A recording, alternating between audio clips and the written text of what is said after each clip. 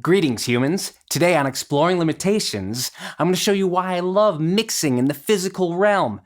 I take one of Tim Lefebvre's bass lines and morph it into a rippin' bass solo. Here we go. Side note, Tim Lefebvre is one of my favorite bass players of all time, so the fact that I even get to do this is blowing my mind. Brain Surgery is a short film and music released just last week on this channel featuring Tim Lefebvre on the bass and on a wild bass lead. A little backstory. About a year ago, I visited Tim out west, and of course, I had to bring along the Porta studio. As we were setting up, he asked a very important question. Which channel you want me to go into? Let's go into 2. I meant an even more important question. What should I play with bass? Should I do hollow body? I love hollow body always. Okay. Hollow body is. Today you get the rich country gentleman. So the only intention a year ago was to have Tim play a bass line to some new music on a cassette. Bass, foundation, fundamental. However, inspiration hit me after hearing one of Tim's takes. I just had an idea. What's that? I'm gonna do something weird to that mix. I could like make this really weird and spacey and have it kind of, because it's thinner. So there it is, an idea to a finished result. Are we done? No. To execute this idea, I came home with Tim's takes on cassette. I immediately had to get to work. To prove how long ago this was, look at me here. This is a video. This older version of me remembers things like how the track was built. We've already got a stereo track in 3 and 4. That's what Colin and myself helped create. Drum machine and ambient textures and other stuff. Other stuff is Colin's original piano loop idea that provides the foundation of this entire piece of music. Tim laid down a bass on track 1.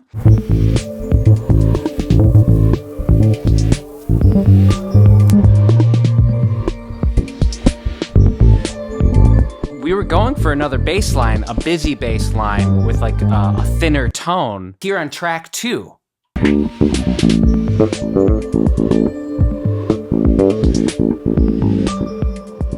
In my head, I immediately knew, I'm like, I could pitch that up and it would be a cool solo. He didn't know that at the time. He's gonna find out later. I'm gonna do a mix and just messing around. This is gonna be very playful. How did I get from that sound to the final sound? Old Mate on Tape Man is gonna talk about signal chain. I'm taking the tape feed out, I'm bypassing the fader, I'm bypassing that signal, and I'm going to this signal chain. I'm pitching it up with the whammy, 2 octaves for the moment. That's going into the pack rat to give it some edge, which is going into this reverb pedal, which is then going into this phase 95, a phaser. All of that is going into track 5, so that entire chain is also going into an echo. Track 6 is panned right because there's an old trick where you can widen an image by delaying it slightly to one side. It's called the Hos Effect. Now listen to this. Hear that? You can hear it on both sides because now it's just on the left. So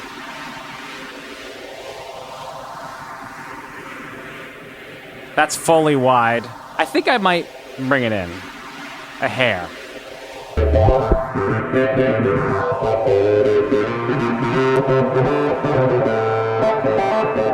So that's the sound for the moment. After doing several mixing passes, I arrived at some key physical mixing elements for the final result. I'm gonna show you original clips of Tim for context. The first mixing element was foreshadowing Tim's solo tone at the very top of this piece of music.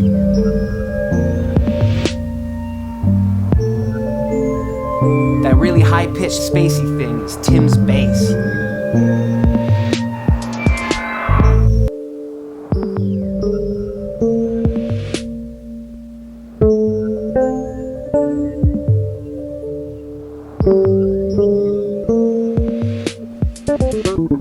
The second mixing move I do is Tim's solo part, I had to have a way to bring it in without making it sound like a hard cut or out of context. So I bring in the solo where the reverb is fully wet, and then I dial it back so it sounds like it's coming from far in the distance, and then it peeks through.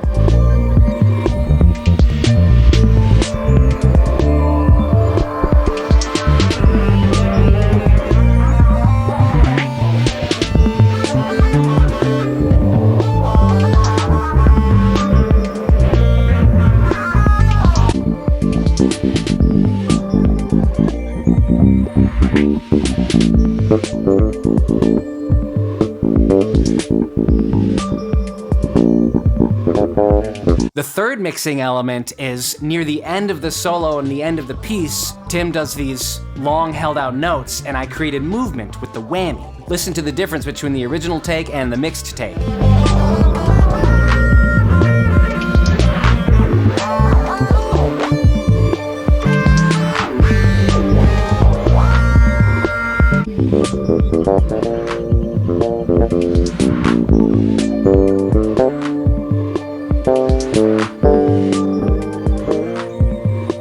The last mixing element I'm gonna talk about is at the very end, just increasing the speed of the phaser to close out the piece of music.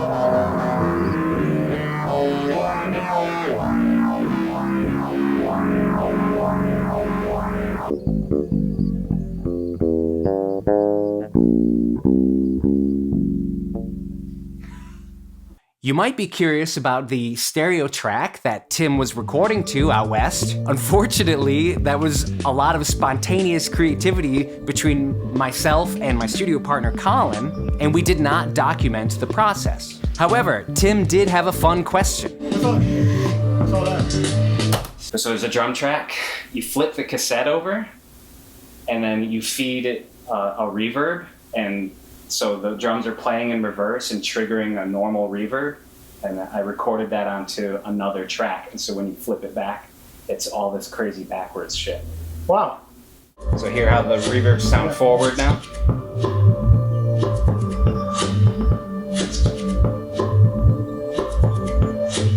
Just from flipping the tape over.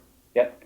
That's interesting. It's one of the coolest tape tricks there is. Fun technique, fun tangent. At this point in the process, I mixed Tim's bass and his solo bass and that stereo track down to another stereo track. But I thought to myself something was still missing. That's when I asked my studio partner Eric to help out, and he added one more piano part and percussion elements. And of course, I had to mix that.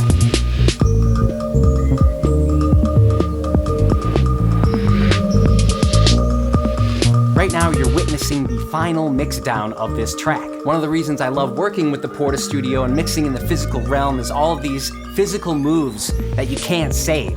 I love having to recreate them, so it really makes you think about what exactly you're doing. It forces you to be familiar with the gear that you're using, or at least familiar enough to draw the sounds out of it that you want. Go check out the video for Brain Surgery to hear the full mix and witness Gregory Gallagher's amazing dystopic tape vision. If you'd like to see a video on how I did that mix down, please join me on Patreon. Peace and be good to each other.